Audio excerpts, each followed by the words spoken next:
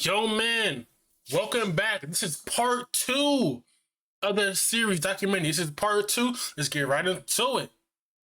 Like when, you know what I'm saying? Like we gotta understand it with everything we do. Like as far as music, Bro said we gotta understand it. and not even music, that's everything period, that's life period, we gotta understand it with each other. But unfortunately, while the decision to sign Key Glock arguably propelled PRE onto greater success, it most likely also brought young Dolph and his future killers into the same orbit, because as mentioned, Key Glock had an alleged background in street crews like the Goon Squad Mafia and OLG, aka OG Lump Gang, and therefore it was no surprise that he would also be very close to members of the Trula Mafia, with several members being present in his 2018 music video for the song Hot, including one of Dolph's alleged killers, Justin Johnson, better known in the streets of Memphis as the Trula Mafia member Straight Drop, as well as another member who That is crazy about that. Trula Mafia used to be cool with Dolph and them.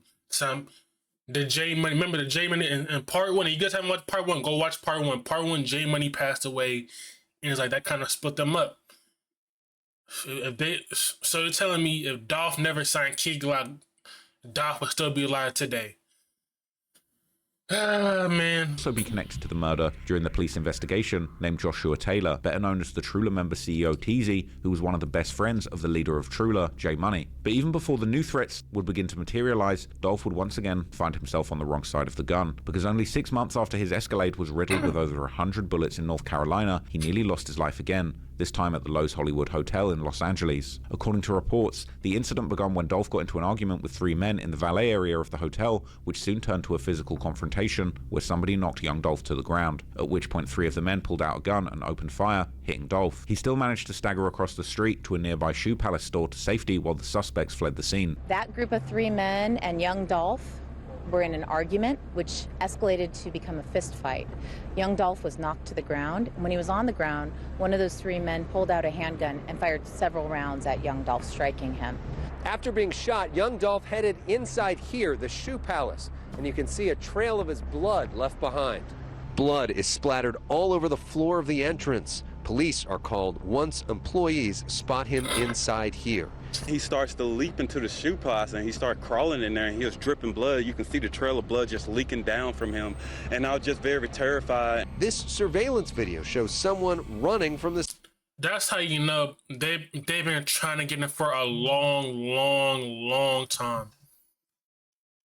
Like, they have been trying to, if this in 27, that just tells me that they have been trying to get him for a long time, you know what I'm saying? In the chaotic aftermath, Dolph was rushed to hospital in critical but stable condition. Soon after, police found a gold Cadillac Escalade, believed to be linked to one of the shooters, abandoned at a nearby gas station. Just 3 days later, a man named Corey McClendon and another known associate of Gotti were arrested by the LA police. But lack of evidence and zero cooperation from Dolph meant that once again the suspect would get out scot-free. It had now been the 3rd time that someone allegedly connected to Yo Gotti had been linked to an attack on Dolph that could have claimed his life. But still, after Dolph was discharged from the hospital weeks later, he only had one simple message for the shooters as he laughed and taunted them once again for failing their mission. Yeah.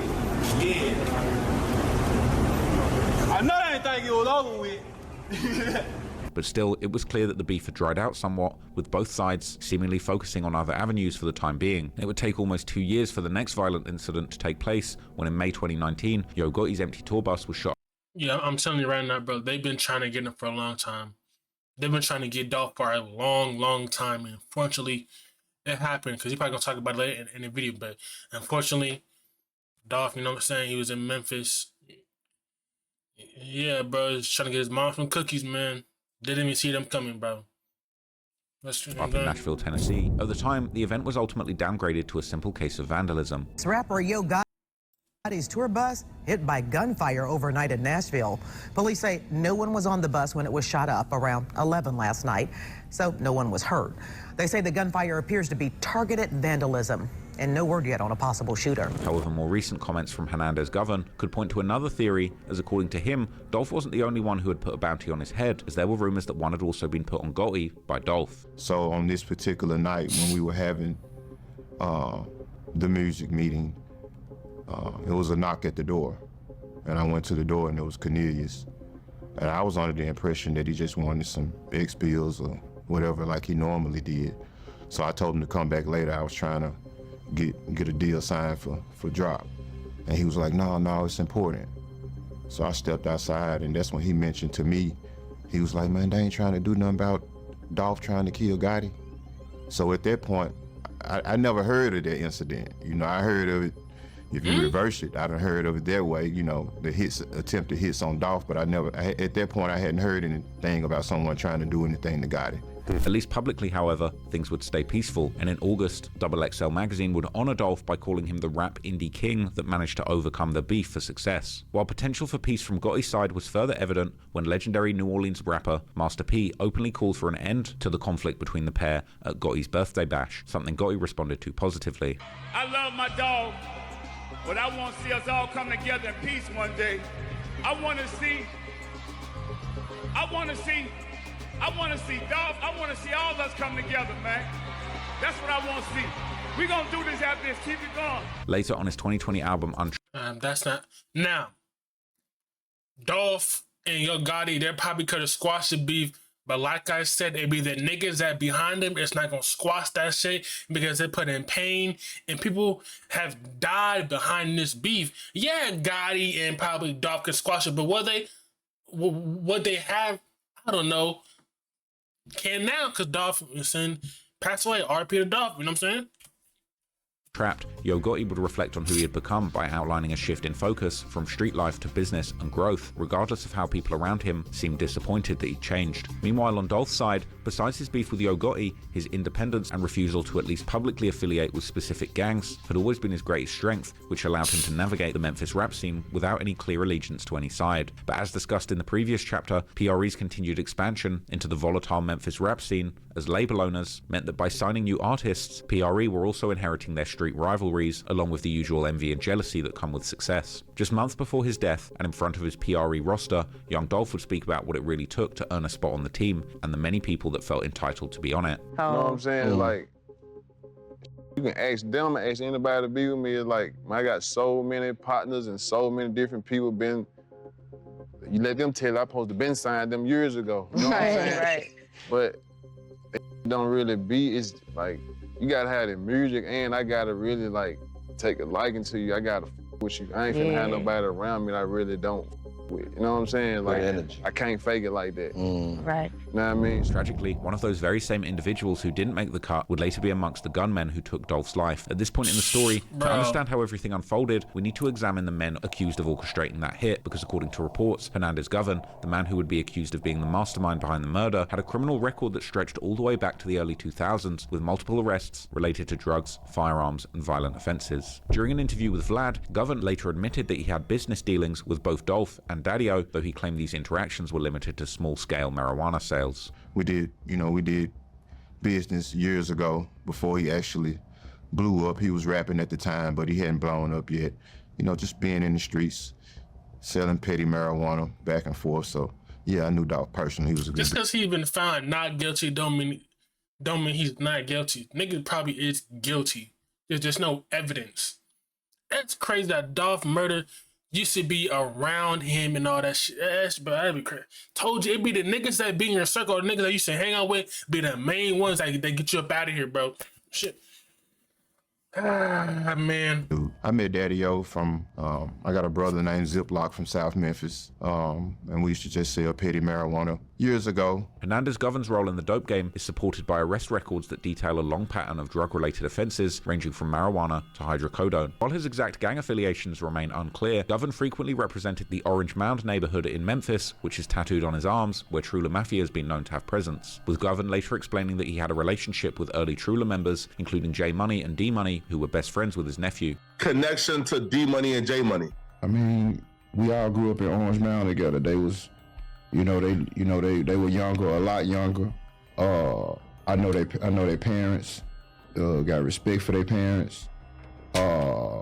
I guess relationships, so to speak, because they were best friends with my nephew, Jaquez. Moreover, social media posts from Trula Mafia members, such as CEO Teezy following Govan's 2017 arrest, suggested that Govan played some kind of leadership role within the group. In a revealing Facebook post, Teezy claimed that Govan had been behind everything he did, and that once Govan was released from jail, he planned to gift him a Benz, just like Ace did Mitch in the 2002 movie Paid in Full. Taken in context, if interpreted literally, the comparison suggested that he was the one who put CEO Teezy on. According to Govan's own account, by 2016, 2016, he had already met Justin Johnson, also known as Straight Drop, the man later identified as one of Dolph's alleged shooters, who he described as a young man with a violent edge.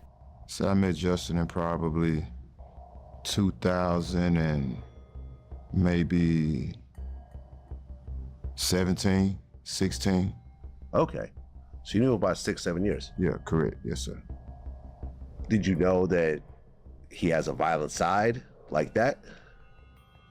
Yeah, I knew he wasn't an angel. I knew that. Yeah. At the same time, Straight Drop was just starting to make moves in the streets as an alleged young dealer whose reputation was steadily on the rise. More and more, photos of him holding stacks of money started including guns, and over time, more photos began to surface showing Straight Drop alongside CEO TZ and other members of Trula Mafia, which solidified the network that would later stand at the center of young Dolph's murder. Through these ties, Straight Drop's link to Dolph became clearer as he was seemingly connected indirectly through CEO TZ and Trula Mafia's association with the PRE artist Key Glock. A couple of years later, in January 2017, an argument inside Billy Hardwick's All-Star Lanes in Memphis escalated into violence that foreshadowed his path of destruction. During the confrontation, then 18-year-old Straight Drop walked out of the bowling alley, retrieved a rifle from his car parked outside, and opened fire through the front doors, shooting and injuring 2 men, 1 woman, and grazing a 4th. In the chaos that followed, Straight Drop became the focus of a citywide manhunt, and a warrant was quickly issued for his arrest. When police finally caught up with him days later, he was charged with 3 counts of aggravated assault for the shooting. Breaking news alert, police just arrested the teenager accused of shooting 4 people at a bowling alley on January 31st. He's 18-year-old Justin Johnson. Police say the shooting started after a fight. Neighbors say tonight they are not living in fear. And he later pleaded guilty, but shockingly only served 6 months behind bars, and according to the presiding judge, his reduced sentence was due to his good behavior while in custody. What? 6 months for shooting 4 people? That is, ain't that like attempted murder? Like, what the 6 months is crazy. There were 3 people involved. What? He pled guilty to 5 years in prison and agreed not to ask for probation. He agreed to go to prison. Kraft says because Johnson was so well behaved in prison, he was given probation and released. What? 5-year sentence, 6 months? I mean, he would have been released anyway. 5 years, he would have been released anyway, but 6 months? Damn. Now, according to some rumors, Straight Drop's girlfriend, who I'll leave unnamed, was actually the person who identified him to the police, as told by the YouTuber True Results. Was Justin Johnson's girlfriend, get it, to leaving the scene with Justin Johnson after the shooting. To also advise that she witnessed Justin Johnson shoot into the bowling alley at a vehicle.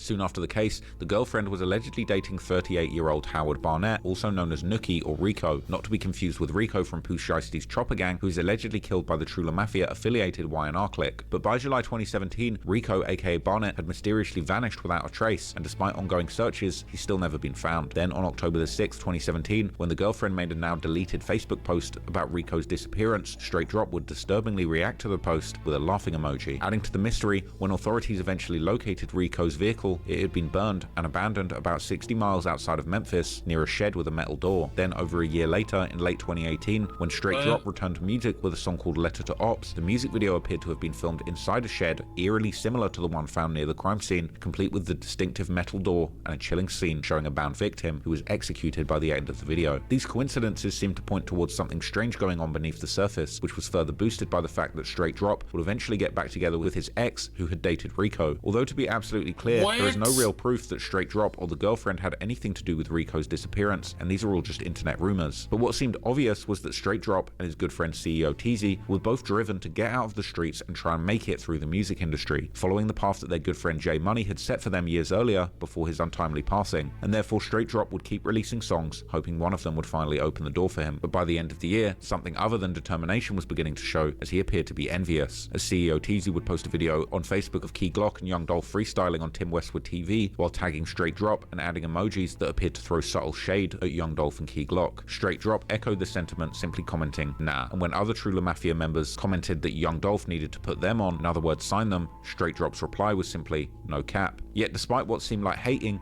it was clear that Straight Drop wanted to be on the label and even had direct access to Dolph, but for whatever reason, Young Dolph never signed him. As he later explained to Genius, Dolph had strict standards for who he chose to bring onto the label. I know when somebody really want it. I know when somebody listen. I know when somebody bull.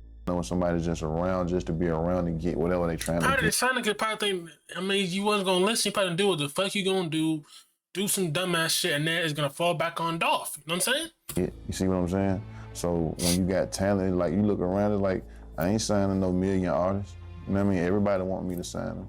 But it's like at the end of the day, when I sign somebody, bro, it's more than just all that studio. You know what I mean? Them songs. It's like, I gotta really be able to deal with the person, like the person, and really like their vibe they give out. Just 2 months after this, in February 2019, Straight Drop found himself back behind bars after violating his probation, a setback that would keep him locked up for the next 2 years. Yet even during his time in jail, people around him had still believed he had star potential, such as CEO Teezy, who made a post wishing for his freedom so he could sign a deal. However, as 2020 rolled in, Paper Route Empire announced a new artist, Big Moochie Grape, who, as mentioned in a previous chapter, was affiliated with Trula Mafia's enemies like Double R, signaling that Young Dolph's camp was moving on without Straight Drop. From inside his prison cell, Straight Drop would post a message that hinted at growing resentment. Okay, so is this the reason why they killed him, because of this shit? Was it this shit because he didn't sign this nigga? So niggas are mad because he didn't get signed. There's no way you're telling me.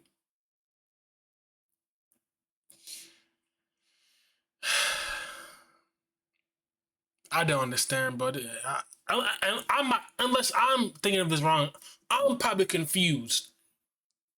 So because he didn't sign Straight Drop, He wrote, "It's my fault for thinking they're real, but it is what it is." From that moment on, it seemed like Straight Drop's, and likely the entire Trula Mafia's attention, would slowly begin to turn away from Paper Route Empire towards CMG. And by 2021, around the time of Drop's release from prison, CEO Teezy would text Big Juk with a message saying he's got this rapper named Straight Drop and that Juk needs to meet him. By May 2021, after his release from prison, Straight Drop seemed determined once again to chase his musical ambitions. And as Hernandez Govern later explained on No Jumper, Drop had both the street credibility and the raw talent needed to make it big, and if he landed a deal, Govern would earn a finder's fee. Do club performances every day, but you were thinking, you know how weird, bro? Because he didn't sign this nigga. He went over to CMG with Yo Gotti. Then years later, he's one of the killers of Young Dolph. this guy seems like he has the talent to get signed to a legitimate label deal. I want to basically guide him into that opportunity and then get my percentage.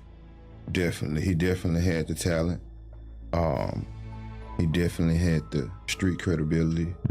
Still, Straight Drop's criminal record made him a risky investment. That was one of my brother's main concerns. Like, what if we do this and he on federal probation, and what if he go and anything happen in the streets, you know, then the money is just a loss. But nevertheless, Hernandez Govern and his brother decided to take a chance on him anyway, investing an initial $10,000 advance to help Straight Drop focus on music. So we came up with the idea of, well, let's just give him $10,000 as an advance. Okay. And if we give him the $10,000, I get him to agree, look, this for you. You don't have to be in the streets trying to be selling no weed and moving around. Just focus on making some music, and let's just try to get this out the ground. By September 2021, Govern's support had paid off, as Drop secured features with rising artists like Big 30 and Big Homie G, with footage of a recording session showing Govern and the three rappers together in the studio being posted on YouTube, with hashtags clearly aiming to get CMG's attention. Under the surface, this video also reflected the ever-changing rivalries and alliances in the Memphis streets, as Big 30 and Big Homie G's gang, the KSBG, had previously been very close with the Double R gang, who Trula Mafia were in a deadly war with, but things had since become more complex between them and would eventually evolve into an actual beef. And this was just the tip of the iceberg, as evidence later suggested this shit is so confusing and weird. Gang used to fuck with each other. Now they're going to the other side. This gang don't fuck with each other. Now go to the other side. Like, bro, what?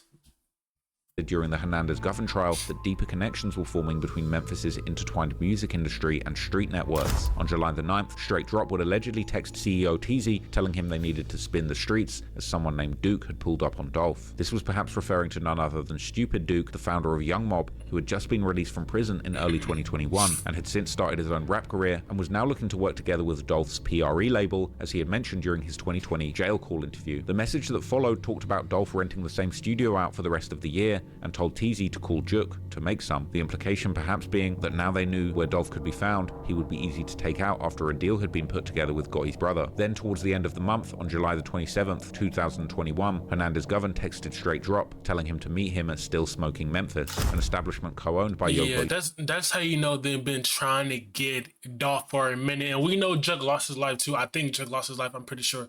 But we know they've been trying to get Dolph for a long ass time, like, bro. His brother Big Juk and a man named Lambert McDaniels, better known as Uncle Am. Uncle Am's background would add another layer to the story, as he allegedly had direct ties to the infamous Memphis mob gang and had previously been indicted alongside Memphis drug lords Ronnie and Steve Woods for running a network that stretched from Memphis to Texas. This meeting marked the first face-to-face contact between Straight Drop and Big Juk, and was a moment that would quietly set major events into motion, as the two exchanged contact information, establishing a direct line of communication. Just one day later, the violence began, as Straight Drop sent a text message containing an address to a man named Jermaine Sears. Within 50 minutes of that message, chaos erupted at the 821 South Highland Street, where witnesses reported a tan BMW being chased by a burgundy Dodge Charger into an auto shop parking lot. Moments later, a man identified as Terrence Baker, also known as the PRE artist Paper Route Wu, jumped out of the BMW and ran on foot, as three suspects exited the Charger and opened fire. Roughly an hour after the shooting, authorities discovered the abandoned Dodge Charger on the side of the road. Inside, investigators found a drinking glass, an iPhone, and prints on the rearview mirror, all of which would later link back to Justin Johnson, aka Straight Drop, as well as two men named Rashad Hill.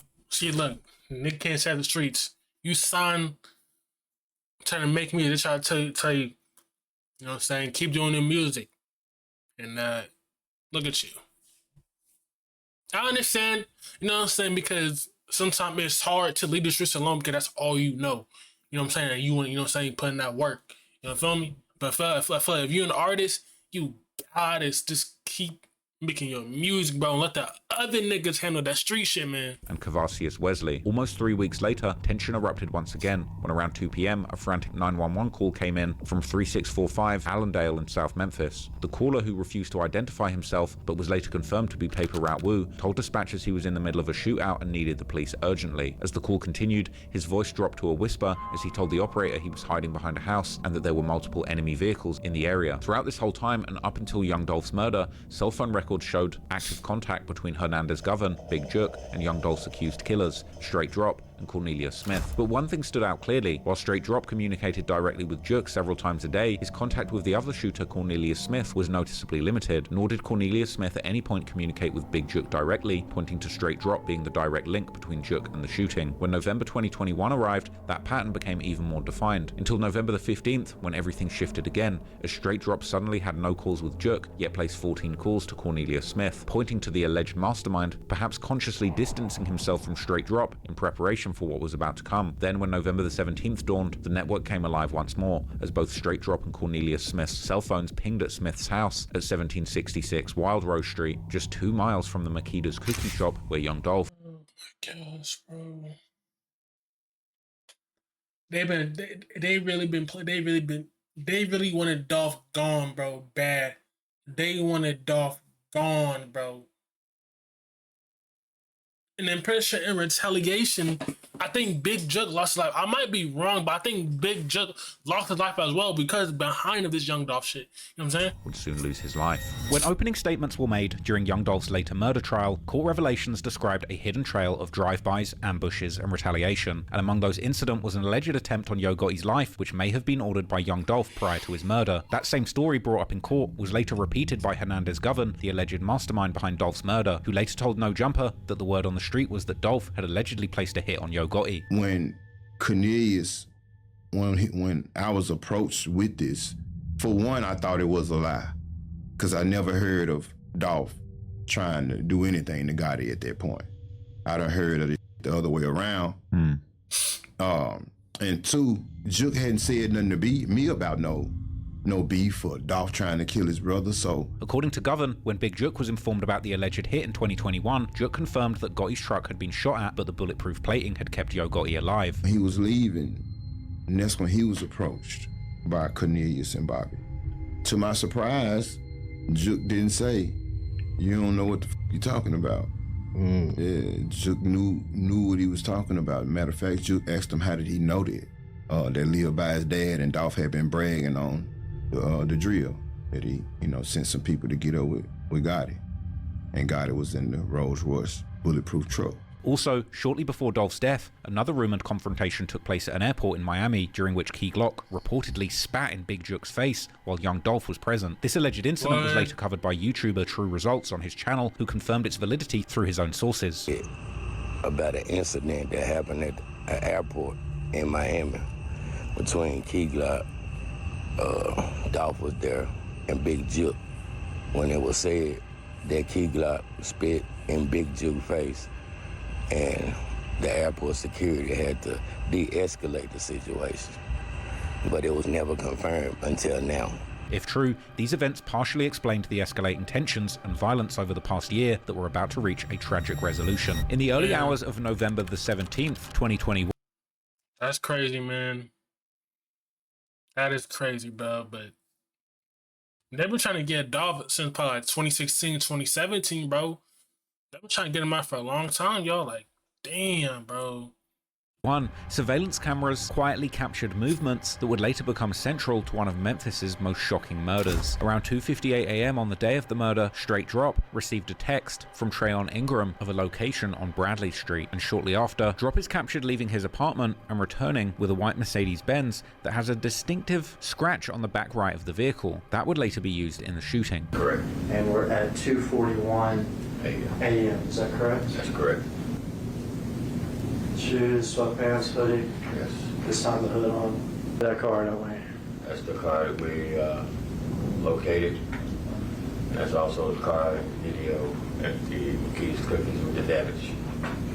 But in any case, about 40 minutes before Dolph's murder, cameras recorded Straight Drop leaving Crosstown Concourse Apartments in the white Mercedes together with his young daughter, dressed in a black hoodie, grey sweatpants, and a Bass Pro Shops hat, which later matched the description of one of the shooters. Later testimony from Cornelius Smith, the second shooter, confirmed that while they had known Dolph was in Memphis for his annual Thanksgiving turkey drive, their mission that day was to find, shoot, and kill any Paper Route Empire artists that had money on their head.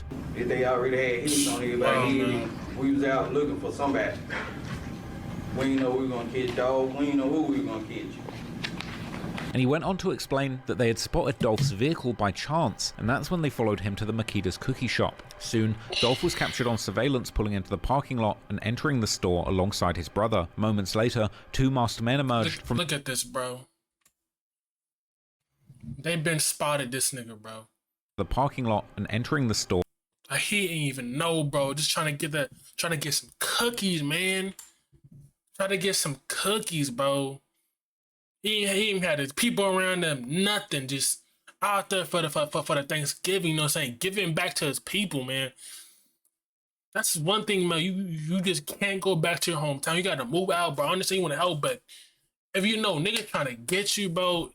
Makeda's cookie shop. You know what I'm saying? Soon, Dolph was captured on surveillance pulling into the parking lot and entering the store alongside his brother. Moments later, two masked men emerged from the white Mercedes, with Cornelius Smith carrying a Draco, a short-barreled AK-style weapon, and Straight Drop toting a handgun, as the duo quickly ran in front of the shop window and opened fire. Inside, chaos erupted as Dolph was immediately struck multiple times, while Dolph's brother Marcus would react quickly, drawing his weapon and returning fire, hitting Smith and grazing Straight Drop. But tragically, young Dolph was shot 22 times, including in the head, chest, and back. And later testimony from the medical examiner would show Dolph's blood-soaked shirt with numerous bullet holes in it, while 4 bullets would actually be recovered from his body alongside 3 other ones from prior shootings, a grim final reminder of the violent life that he'd been living. Bro, like, is that worth it, bro, to do this shit and then y'all niggas going to jail for the rest of your life? Is that... Them niggas that probably tell you, oh yeah, you can get paid. Niggas is not gonna give a fuck about y'all dumbass niggas, bro. Y'all niggas think... Well, what is this gonna do? Yeah, y'all probably get some a little bit of fame. Years go by, niggas is not gonna give a fuck about y'all niggas, bro. Recover bullets from the body that are still in the body at the time of the autopsy. Yes. How many of those did you recover? So I recovered 4 bullets that were related to this shooting, and then there were 3 others that occurred that he had in his body from before. So remote bullets I found 3 of them. During the murder trial, Cornelius Smith identified Straight Drop as the other shooter. All right, who's the second person here, the guy on the driver's side? Just... He's got the smaller handgun, is that right? Yeah, bad baseball, bad pro baseball. You were fired in this crazy thing. The guy out of start shooting. All right. Can proceed till Justin shoots. In addition, cell tower data confirmed that both men's phones had pinged in the vicinity of Makeda's cookies during the attack, while cell phone records revealed that Straight Drop had made a 12-second FaceTime call to Big Jook, where according to Smith's testimony, Drop spelled out the letters DOLPH. Hours after the shooting, cameras caught Straight Drop and Cornelia Smith arriving at an apartment, still wearing the same clothes from the crime scene, with investigators even later matching the color of Drop's underwear to what was seen on the surveillance footage. As later told by Straight Drop's half-brother, Jamarcus, during the trial, Drop called him soon after the murder and asked him to rent him a car, and that he had also helped arrange three-way calls between Drop and Cornelius where they discussed getting paid by someone called Unk, who prosecutors believed to be Big Jook himself, Yogo's brother. Within 24 hours of the shooting, Memphis police released photos of the suspects and the getaway car before the authorities would locate the same vehicle on a driveway in Orange Mound, right across the street from Hernandez Govern's house. With breaking news, video from a neighbor that shows the alleged car used in the murder of rapper Young Dolph. Fox 13's Jeremy Pierre has confirmed it with several sources. On the right of your screen, that car being towed away. On the left is a picture of the car police are looking for from the day the murder happened. The car was found in the 1100 block of Bradley in South Memphis. The fingerprints in the vehicle would be tied back to Cornelia Smith and Trey Ingram, with Ingram then directing the investigators to check for security footage of the white Mercedes in a parking garage of the building where Straight Drop lived, as well as security footage of a gas station where Ingram and another man appeared to trade another car for the Mercedes before Straight Drop would then allegedly drive the Mercedes back to the garage of his building. For the next few years, it was a deadly countdown as police scrambled to make arrests before the streets would deliver their own kind of justice. The first to land behind bars was Cornelia Smith, who was identified by the fingerprints left in the vehicle used in the shooting, and he was arrested almost 9 hours away in South Haven, Mississippi. As police continued to build their case, Cornelia Smith would later become their star witness. Alongside the police, internet sleuths were conducting their own investigations, and while police gathered what they could from Smith behind bars, Straight Drop was publicly self-snitching through music and social media. His first music video, released days after the shooting, was titled Stepped On and featured Big Homie G, who is Moneybagg Yo's cousin and is signed to the same Endless Entertainment label. The video included Straight Drop rocking what looked like a PRE chain on his waist, and even though the music video had been recorded weeks before the shooting, it certainly raised a few eyebrows, as the chains could possibly be traced back to the robbery of PRE artist Big Moochie Grape in 2020, which was followed by a social media... I told you, bro. Niggas talking about they don't like rats, they don't like snitches, but they be the main ones doing something, then will go self-snitch in the song, then wonder why they get locked up. Shit makes no sense. Post from local Memphis rapper OG Bang Wayne, who was a gangster disciple with long-standing relationships with Trula Mafia. So many trying to get tight. Yeah, man, I should have been sniper guy, how popping these down. No rap cap. But I ain't gonna speak about that, cause these is snitching, but you know, this is PRE. The red entertainment. The robbery would result in Big Moochie Grape getting shot and put in the hospital. Man, Memphis so chocolate, man, heavy, broke, white, man, I was about to touch the chocolate bomb. You know what I'm saying? But guess what? Where you in $2. However, the incident also came with allegations of snitching against Big Moochie Grape, who allegedly identified Wayne Sanders, aka OG Bang Wayne, as the shooter. Anyway, online sleuths would later discover that one of Straight Drop's music videos had been filmed right outside the house where that white Mercedes was eventually recovered. But while the internet investigators uncovered some compelling leads, their deep dives also begun to blur the lines between evidence and speculation, and at times dangerously implicating people who were never formally charged in the killing of young Dolph. One of those was Trula Mafia member Jojo Splat, whose fingerprints were found in a vehicle linked to an earlier attempted hit on Paper Route Woo, alongside Straight Drop and Rashad Hill. Others pointed to Trula Mafia member CEO Bobby after photos surfaced of him posing beside a white Mercedes coupe, strikingly similar to the getaway car used in the ambush. And then in February 2022, both Jojo Splat and CEO Bobby were arrested in connection with a string of car thefts across Memphis, a twist that only added to the public speculation that the pair might have been part of a wider operation that supplied stolen vehicles to the shooters during their hunt for Paper Route Empire affiliates. Meanwhile, Straight Drop Drop showed little interest in keeping a low profile, freely flaunting stacks of money and designer outfits on Instagram even as the police closed in. He also kept releasing music, including one unreleased track that fans later viewed as a thinly veiled taunt towards young Dolph. In one verse he raps about signing a deal then going to kill, a lyric that in hindsight is very creepy. He would also rap about getting the drop and walking someone down with the Draco, one of the weapons used in the shooting, before ending with lines about staking out an opponent and catching them by surprise. Later comments even joked that in the same video, Straight Drop appeared to be wearing boxers that matched the color of those seen on one of the shooters in the surveillance footage. By January the 5th, 2022, investigators officially named Justin Straight Drop Johnson as a suspect, placing him on Tennessee's most wanted list and offering a $15,000 reward for any information leading to his capture. Then, just 6 days later, on January the 11th, the US Marshals captured Johnson in Indiana after a regional manhunt stretched across multiple states. Authorities also announced the arrest of a third suspect, Shondell Barnett, who was traveling with Johnson at the time and was accused of aiding his escape. Right now at 5, 3 men in police custody and the young... Niggas be so snitching on themselves. You just so snitch on yourself. Now you about to get, now the U.S. Marshal just arrested you. You're saying they're so snitching. Dolph murder case. Shelby County District Attorney's Office and Memphis Police Department with new developments over the past 24 hours. A third man, Shondell Barnett, is facing charges of accessory after the fact to first-degree murder, accused of assisting Justin Johnson as he evaded law enforcement. However, prosecutors would later drop the charges against Barnett. At first, what seemed like a straight march to trial soon evolved into a slow, strategic war of motions, and it only deepened the public's suspicions that CMG might have been involved. Right before his arrest, Fox 13 Memphis reported that they had reached out to Straight Drop's attorney Arthur Horn for comment. However, Horn wasn't just any defense attorney. He happened to be the same man who had successfully represented Black Youngster in his 2017 case involving the shooting of young Dolph's SUV in Charlotte. However, Horn quickly and explicitly denied that he was representing anyone involved in the young Dolph murder case. Yet on the same day as that statement, Fox Memphis reported that Straight Drop had actually been dropped by the attorney, which only served to muddy the waters on what was actually going on. A few weeks after the initial arrests, police announced Devin Burns and Joshua Taylor, aka CEO TZ, as persons of interest wanted for questioning. We're calling both men persons of interest. Very important to note. Regardless, those we spoke with say, however, Taylor and Burns could be connected.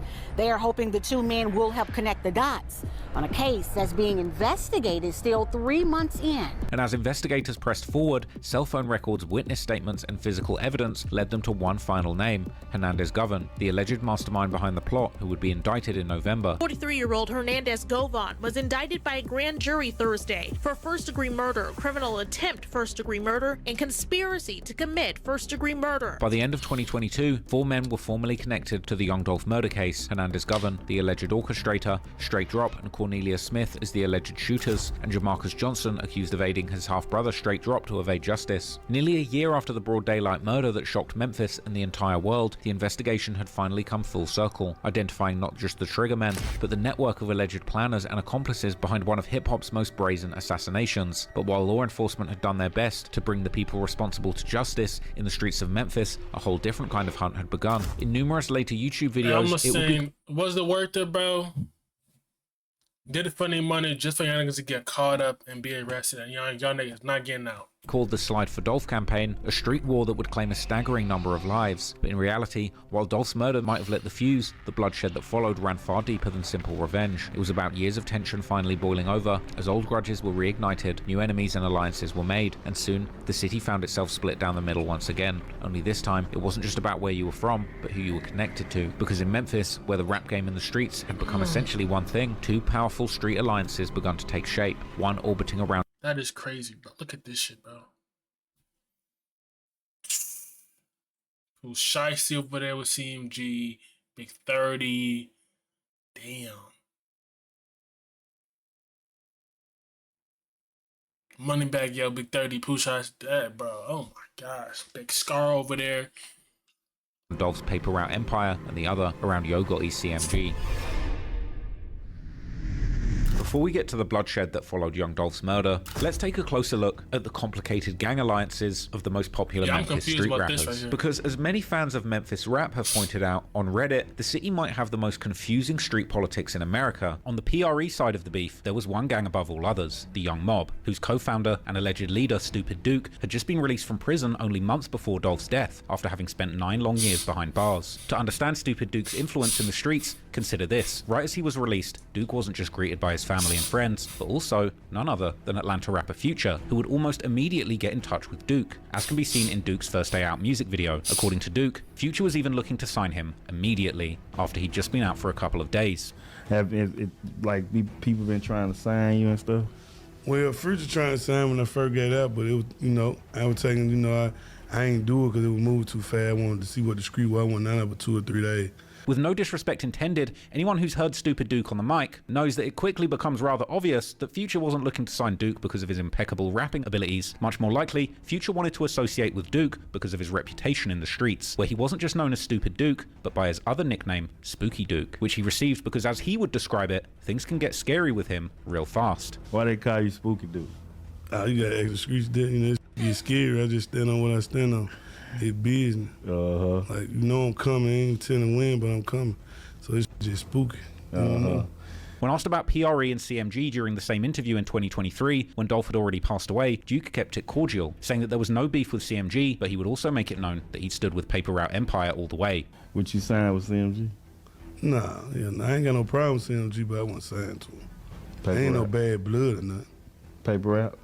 Yeah, I fuck with Paper Route more different here. Yeah, I fuck with Paper Route. Off the muscle. Yeah. Besides Young Mob rappers like Kenny Money, who signed with PRE, hey, man, he's still loyal to Paper Route, man. Also, one other alleged Young Mob founder, the rapper BEO Lil Kenny, had seemingly built up a close relationship with Dolph in the past, explaining during his off-the-porch interview how Dolph had been the only person to believe in him when he first started rapping around the mid-2010s, even when others would tell how Kenny was bad news because of his reputation in the streets and numerous pending cases. This is why I like the Dolph, bro, because even though I had pending cases going on. I had a bad rep in the street. I had hey man, don't f with Lil Kenny, you know what I mean? Hey, he gonna do something crazy. But Dolph still, you know what I'm saying? Hey, Lil Kenny, bro, you know I wanna mess with you, bro. You know I wanna bring you in, bro, you know what I'm saying? He like, bro, look, this is what we're gonna do right here. Woo, give me the rundown on that. And I'm like, cool, we gonna do that. And then a day or 2, 3, 4 days later, I get jammed up, you know what I'm saying, go to jail. But I just kind of respected that, even though everybody else was kind of like, man, I don't know if I want to mess with Lil Kenny. Lil Kenny got it going on. He got his buzz, he popping, he doing the music, you know what I'm saying? And he can actually do big things, but I don't just know where his mind is, you know what I'm saying? And I just kind of with that he was ready to take that chance on me, meaning he believed in me somewhere, you know what I'm saying? Closely associated with Young Mob and also PRE was the Double R gang, and particularly their members like the rapper CEO Jizzle, who happens to be a real blood cousin of Young Dolph, and the rapper Kato 2 Times, who is Duke's real blood cousin, and of course their main rapper, Big Scar, who would reminisce about his close relationship with Dolph during his interview with DJ Omeezy. In my research, I seen that Dolph was influential in your career. Dude, my brother. This hurt me. Yeah. I think it hurt everybody, man. Even when I see like a clip of him, I just get this feeling like, dang. Man, I ain't gonna lie. This is so crazy. I was just in the city. I was just ran down airways just looking at it. Cause I ain't even go to bro front or none of this. Like how they rolled off on me. It's crazy. I hate it. I know what he was gonna do next. He was gonna do some real big like he really hated him, bro, on what he was doing.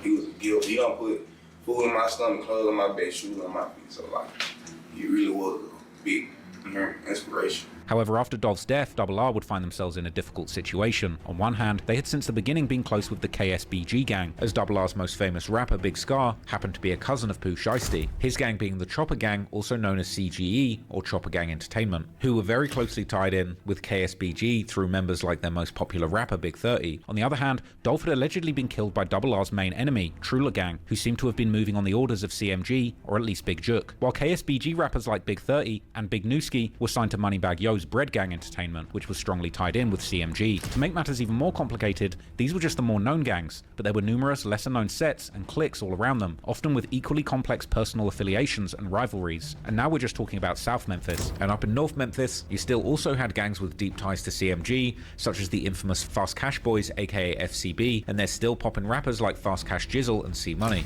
The way gangs are organized in Memphis is frighteningly complicated, and in the streets, complications can lead to danger. And so with all of this going on, and an army of people who were very bitter about the murder of young Dolph, it wouldn't take long before bodies began dropping in record speed.